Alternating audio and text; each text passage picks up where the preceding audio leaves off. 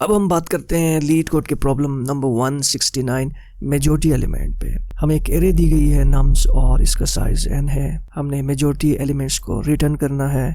Majority element वो element होगा जो n/2 टाइम्स से ज़्यादा अपीयर हो, यानी हाफ से ज़्यादा ये एरे में ये एलिमेंट मौजूद होगा। और हम ये अज्यूम करेंगे कि मेजॉरिटी एलिमेंट हमेशा एरे में मौजूद होगा और इसको हमने इस तरह से करना है कि जो टाइम कॉम्प्लेक्सिटी है वो लीनियर हो, O ऑफ n हो, और स्पेस कॉम्प्लेक्सिटी O ऑफ 1 हो। तो ये प्रॉब्लम बहुत ही आसान प्रॉब्लम है, लेकिन इसमें एक केच है जिसको पकड़ना बहुत ज़रूरी है, अदरवाइज इसको सॉल्व करना काफ़ी मुश्किल हो जाता है। जब हम बात करते हैं स्पेस कॉम्प्लेक्सिटी O ऑफ 1 की, तो इसका मतलब ये है कि हम इसमें डेटा स्ट्रक्चर हैश मैप वगैरह यूज़ नहीं कर सकते हैं, तो इसको इम्प्लीमेंट करना मुश्किल होता है। लेकिन एक चीज़ हमें बहुत आसान कर देती है, वो है n/2 टाइम्स, यानी वो एलिमेंट हाफ से ज़्यादा होगा। अब हमें इम्प्लीमेंट करना आसान हो जाता है। वो कैसे, हम देखते हैं। 2 एग्जांपल्स हैं यहाँ पे, एक ये एरे है और एक ये एरे है। इसमें अगर आप देखें कि हाफ से ज़्यादा वो एलिमेंट मौजूद हो, तो यहाँ पे 3 एलिमेंट्स है, अगर उसको डिवाइड करें, डिवाइडेड बाई 2, तो 1.5 है। तो यहाँ पे 3 2 टाइम्स आया, इट मीन्स कि हाफ से ज़्यादा है। इसी तरह यहाँ पे 7 एलिमेंट्स से डिवाइड बाय 2 करेंगे, 3.5 है, जबकि यहाँ पे 2 4 टाइम्स आया है, तो 2 हाफ से ज़्यादा यहाँ पे अपीयर हो रहा है। तो ये कंडीशन फुलफिल हो रही है। अब हम इस कोड को लिख सकते हैं। इससे पहले हम इसकी इंटीग्रेशन को समझेंगे कि वो क्या है। लेट्स से इसको सॉल्व करते हैं। इसके लिए हम 2 वेरिएबल लेते हैं, एक एलिमेंट और एक काउंट। ये जो वेरिएबल है, एलिमेंट की जगह में आप मेजॉरिटी एलिमेंट ले सकते हैं, कैंडिडेट ले सकते हैं, क्योंकि एक वोटिंग एप्लीकेशन टाइप का सिनेरियो है कि हमने बताना है किस कैंडिडेट के ज़्यादा वोट है। तो हमने यहाँ पे एलिमेंट लिया, उसको नन से इनिशियलाइज किया और काउंट को 0 से इनिशियलाइज किया। सबसे पहले 3 आएगा और हम एक कंडीशन चेक करेंगे कि अगर काउंट 0 हो तब हम ये एलिमेंट को चेंज करेंगे।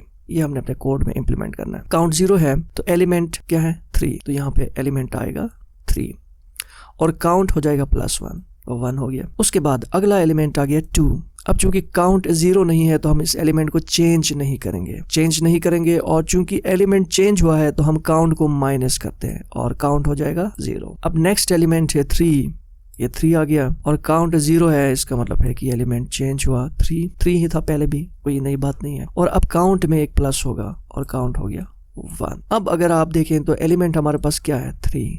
ये हमें इंडिकेट कर रहा है कि इसमें मेजॉरिटी एलिमेंट 3 है। तो ये एक सिंपल सिनेरियो था, इसको हमने डिस्कस किया। अब हम इस एरे के लिए इंप्लीमेंट करते हैं। सबसे पहले एलिमेंट है 2, काउंट 0 है तो यहाँ पे 2 असाइन होगा और काउंट प्लस हो जाएगा और 1 हो जाएगा। नेक्स्ट 2 है, सेम एलिमेंट है, 2 रिटेन रहेगा लेकिन काउंट में +1 होगा और काउंट हो जाएगा 2। उसके बाद डिफरेंट एलिमेंट आया लेकिन काउंट 0 नहीं है, तो इसलिए ये एलिमेंट चेंज नहीं होगा, जबकि काउंट माइनस हो जाएगा और 1 होगा। इसके बाद सेम एलिमेंट है, ये एलिमेंट क्या हो रहा है, सेम है, पहले 1 था अब 1 है। काउंट 0 नहीं है तो ये एलिमेंट चेंज नहीं होगा, लेकिन अब 1 से क्या हो जाएगा 2, क्योंकि सेम एलिमेंट आया, +1 हो जाएगा काउंट में। इसके बाद क्या होगा, सेम एलिमेंट है, काउंट 0 नहीं है, एलिमेंट चेंज नहीं होगा, लेकिन ये क्या होगा, प्लस हो जाएगा और ये होगा 3। इसके बाद डिफरेंट एलिमेंट आ रहा है, देखिए 1 के बाद डिफरेंट एलिमेंट आ रहा है, तो काउंट क्या हो जाएगा, -1 हो जाएगा और माइनस हो जाएगा और 2 होगा। अब इसके बाद क्या है, सेम एलिमेंट आ रहा है, सेम एलिमेंट आ रहा है, इट्स मीन्स कि काउंट में +1 हो जाएगा और काउंट हो जाएगा 3। तो अब हमें यहाँ पे एलिमेंट को हमने रिटर्न करना है, तो एलिमेंट अगर हम रिटर्न करें तो ये हमारे पास आ जाता है 2 से। हमें ये पता चल जाता है कि इसमें मेजॉरिटी एलिमेंट 2 है। ये काउंट इनसिग्निफिकेंट है, ये सिर्फ इस एलिमेंट को असाइन करने के लिए, चेंज करने के लिए है। टाइम कॉम्प्लेक्सिटी की बात करें तो हम एरे को लूप कर रहे हैं, इसलिए लीनियर टाइम होगा O ऑफ n होगा और इसमें वैल्यूज हम इन वेरिएबल्स में स्टोर कर रहे हैं जो कि एक लीनियर ऑपरेशन है, O ऑफ 1, तो time complexity O of n ही रहेगी। स्पेस कॉम्प्लेक्सिटी की अगर हम बात करें तो हम कोई एक्स्ट्रा डेटा स्ट्रक्चर यूज नहीं कर रहे हैं, हम सेम एरे जो इनपुट है उसी को यूज कर रहे हैं और वेरिएबल्स यूज कर रहे हैं जो कि O ऑफ n कंट्रीब्यूट कर रहे हैं, तो ओवरऑल स्पेस कॉम्प्लेक्सिटी इसकी O ऑफ 1 हो जाएगी। अब हम देखते हैं इसके कोड को। अगर हम इसके कोड को देखें तो हम 2 वेरिएबल्स ले रहे हैं, एलिमेंट और काउंट। एलिमेंट को नन से इनिशियलाइज कर रहे हैं और काउंट को 0 से इनिशियलाइज कर रहे हैं। एरे को लूप कर रहे हैं, फॉर लूप, और इसके एलिमेंट को नम को 1 बाय 1 आइट्रेट कर रहे हैं। सबसे पहले हम चेक करें, काउंट अगर 0 के बराबर है तो नम को एलिमेंट में असाइन कर रहे हैं और काउंट को प्लस कर रहे हैं, और अगर वो एलिमेंट ऑलरेडी मौजूद है, डिफरेंट एलिमेंट नहीं है, तो काउंट को प्लस करते हुए जाएंगे। एल्स में क्या होगा, वो एलिमेंट डिफरेंट है तो काउंट को माइनस करेंगे, जैसा कि हम डिस्कस कर चुके थे। और रिटर्न करेंगे एलिमेंट को। तो ये बहुत सिंपल सा कोड है, इसको हमने डिस्कस किया।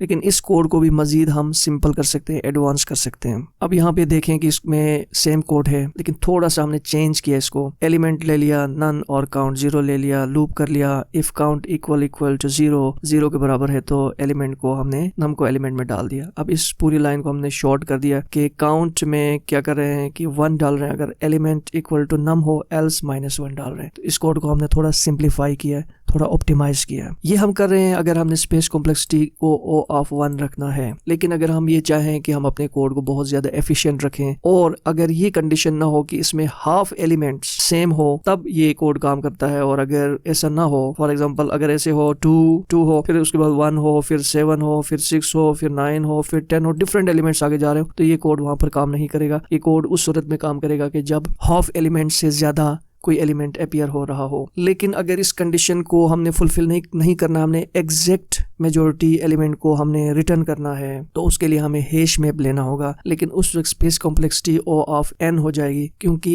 हैश मैप के अंदर कीज होती हैं। तो हर वैल्यू के लिए अगर वर्स्ट केस सिनेरियो हो और हर की वैल्यू डिफरेंट हो और डिफरेंट कीज वहां पर मौजूद हो, तो फिर हमें वहां पर वैल्यूज को स्टोर करना होगा हर की के अगेंस्ट। तो इस तरह जो है वो स्पेस कॉम्प्लेक्सिटी O(n) हो जाती है। तो चले हम इस कोड को देख लेते हैं। ये हैश मैप का कोड है। इसमें हम एक हैश मैप ले रहे हैं काउंट मैप के नाम से। इसमें भी हम एरे को आइट्रेट कर रहे हैं, इसके एलिमेंट्स को, और यहाँ पे हम चेक कर रहे हैं कि उस हैश मैप में एलिमेंट है तो हैश मैप के उसी की को +1 कर दें, अदरवाइज हैश मैप के की में 1 डाल दें। अगर वो एलिमेंट पहले से मौजूद हैं तो उसकी को प्लस कर दें, अगर एलिमेंट नहीं है तो उस एलिमेंट को ऐड कर दें, उसकी वैल्यू 1 कर दें। इसके बाद हमने उस हैश मैप में से मैक्सिमम को रिट्रीव करना हो तो मैक्स के फंक्शन को हैश में पास कर दें, और हम ये बताएंगे कि मैक्स हम की बुनियाद पर देख रहे हैं। की में जो है ना, जो भी मैक्सिमम है वैल्यू है, यानी काउंट डॉट गेट कर रहे हैं, वैल्यू को गेट कर रहे हैं की